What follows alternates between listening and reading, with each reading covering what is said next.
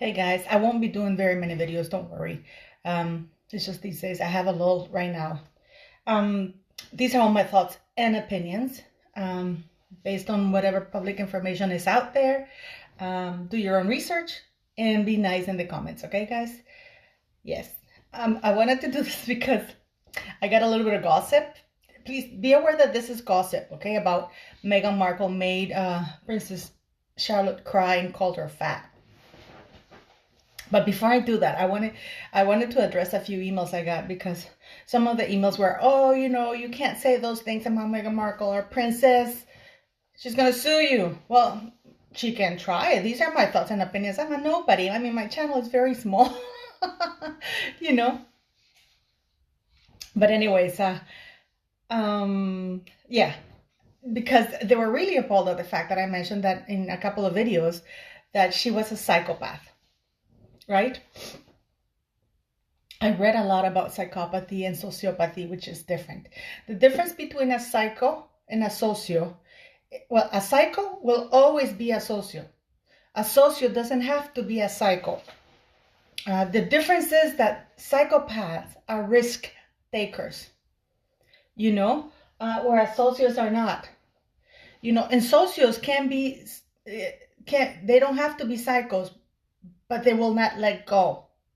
Like, for example, if you stepped on their toes, by accident and they apologize to you, it's not good enough. They will follow you to the ends of the earth and they beat the crap out of you.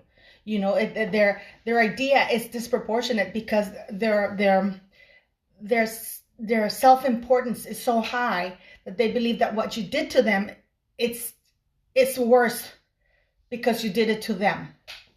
But anyways, I just wanted to run you a little checklist. And you tell me if Meghan Markle, and a lot of those also apply to Harry, and you tell me if Meghan Markle hits any of these. Okay. They're promiscuous, which means they're, they have poor self-control of their emotions in the sense that they get angry really quickly and they go from one extreme to the other while trying to control everybody else. They're pathological liars is a must. That is an absolute trait of psychopaths. And the reason for that is because they know that everything they say or do, it's not right, it's not true, but they need to lie in order to get what they want. This one is parasitic lifestyle. Like parasites, they don't see people as friends or family. They see them as either accomplices or a means to an end to feed themselves. They will attach. You know what a parasite does? It eats and feeds off of you until there's nothing, until it kills you or you kill the parasite. Basically, that's how it is. So they will feed off a friend's fame, celebrity, or money or position, and then when there's nothing that they need from you or that you're of any use to you, they discard you. Lack of empathy, arrogance, self-aggrandizing, that they think they're the center of the universe. Narcissistic, gaslight, criminal behavior. They will use criminal behavior if they have to.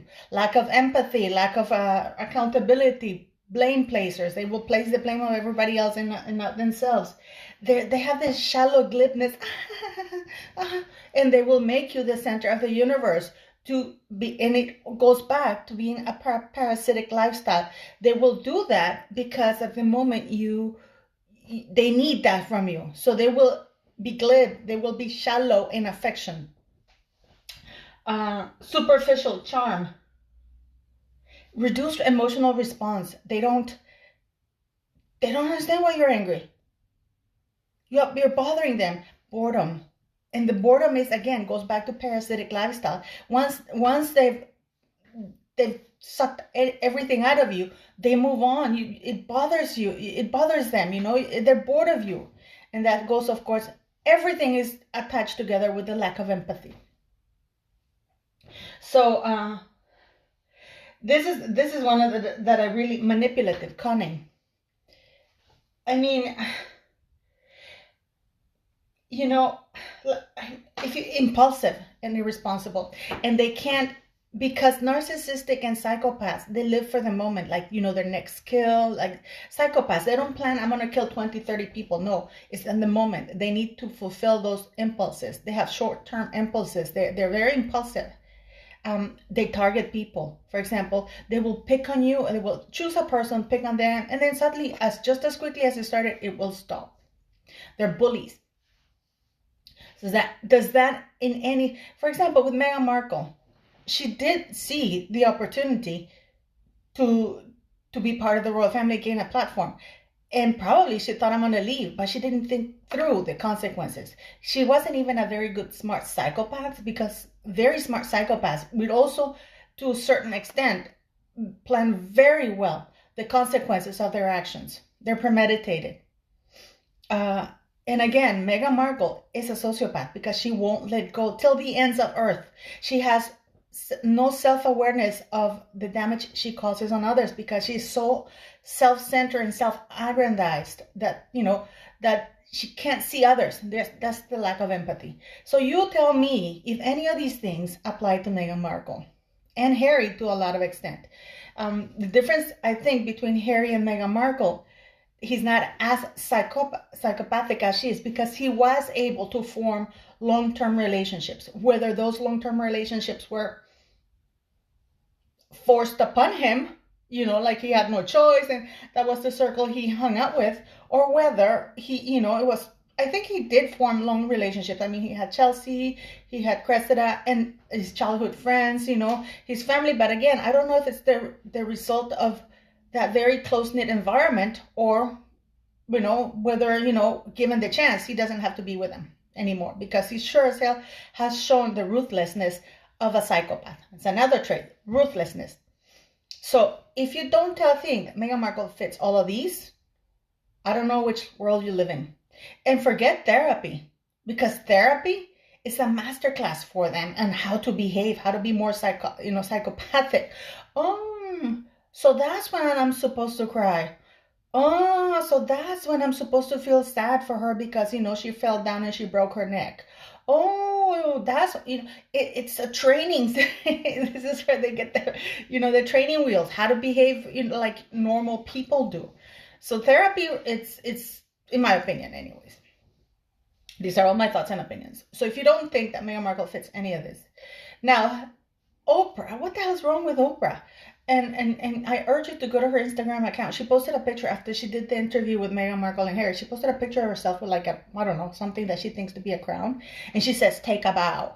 I am the queen. I think that she's out there. I mean, she's completely out there. This woman has lost the plot. Completely. I mean, to this day, Oprah has never apologized, nor repented, nor taken back the words where she said that an entire generation of old white people must die. Yeah, and a lot of people still follow Oprah. Yeah, she's not out there. And yes, I stand by Michelle Obama. People are trying to look at the good things about Michelle Obama's statement. No, she threw shade at Meghan. No. This was not a time to be ambivalent. Remember what I think? You guys know what I think of ambivalence, right? This was not a time to be ambivalent. This was a time for her to say, the UK, yeah, sure, there's racism everywhere. But, we stand by it. The UK were really nice people.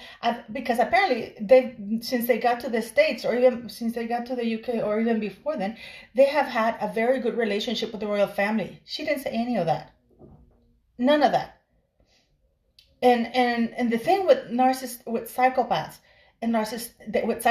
their behavior is so brutal, so terrible, that when they throw you a little bone of kindness, oh my God, she was so nice to me. I think that this is the thing about the ice cream.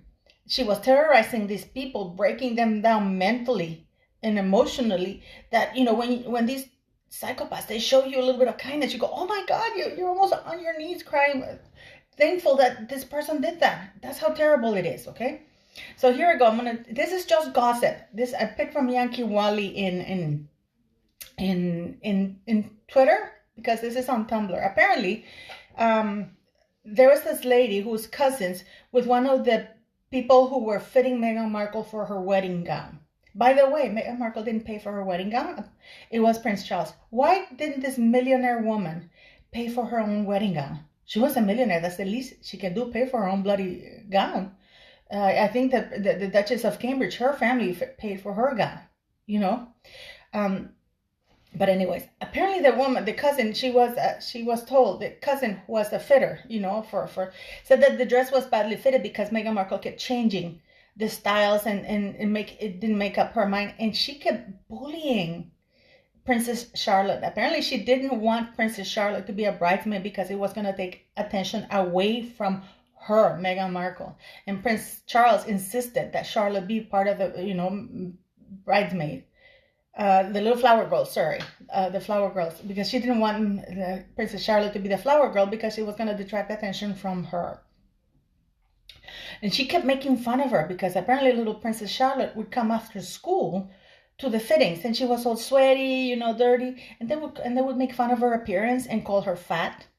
And apparently this Ivy, Jessica Mulroney's daughter, was pretty bully, and Meghan would pit them, you know, against Princess Charlotte, that they made her cry repeatedly. And the reason why Princess Charlotte's dress didn't fit that well is because Princess Charlotte stopped going altogether to the dress fittings, and they used another little girl's body as a model, you know, because it got to be so bad, the bullying that they were doing. And you know why? And this is actually, I went back to the picture. I left it on the top when the video appears.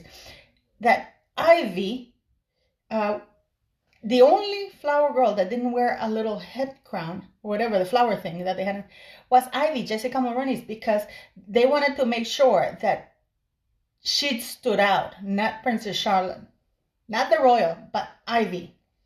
This is why she's not wearing supposedly a head flower thing, because she wanted to be like the principal. And the whole point, the whole exercise was to make Princess Charlotte as irrelevant as possible. Are we understanding this? You know, and they were so nasty. They were so nasty. People really hated having her there because she was yelling at everybody, screaming at people. They would call her the Duchess of, the wannabe Duchess, you know, all kinds of names, because they were terrified of her. She would yell and scream at everybody. But yeah, can you imagine? I mean, this is gossip, but it rings true. I actually went back and looked at the picture, you know, of the flower girls. And indeed, you know, you can see that Ivy, that little girl, she's the only one without the headband, you know, the flower headband. All the other ones wore it. She was center stage when they were walking in. It's like complete annihilation. And apparently, you know, when Princess Charlotte was being very welcoming to her, she was gaining another auntie like Aunt Pippa, you know, Pippa Middleton. She lost it and she started yelling at the little girl. So yeah. But anyways, I just thought I'd share that little gossip today, you know, since I'm always talking about things. But yeah, I'm sharing the letter. What do you guys think? Do you think that Meghan Markle is psychopathic? And this is the list, doctor list, approved by doctors to determine if a person is a psychopath or not. I mean, this is aborting. This is something that is out there. You know, that thing about her making, what's her name, Princess, the Duchess of Cambridge cry, without acknowledging that she made other people cry, without acknowledging what happened in there. Nothing is everybody's fault. Now, I've said it before. I knew that the conversation, you know, that was going to end up, because Gail came out and said that Prince William and Prince Charles reached out to Harry. I don't know why they bother, because they don't understand that psychopaths, they don't see an olive branch or a warning as such. They see it as weakness, and they escalate their behavior until you really have to stop it. The UK has to sue them for defamation, because what they said, it wasn't attacking Grandma Elizabeth or my brother William.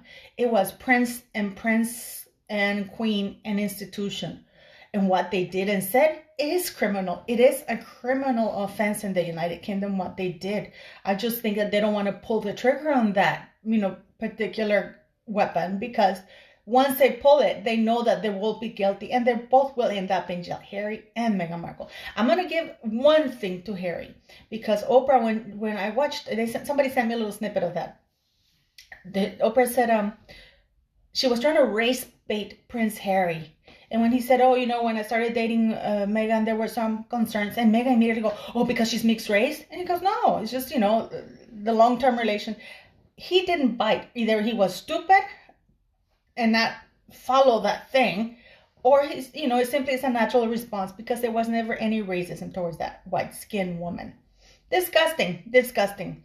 And I hope A&L appeals. Guys, please go to A&L, appeal, keep going to Daily Mail, keep harassing them. And my letter will be done. It'll be in the form of an online petition. So you can all sign it.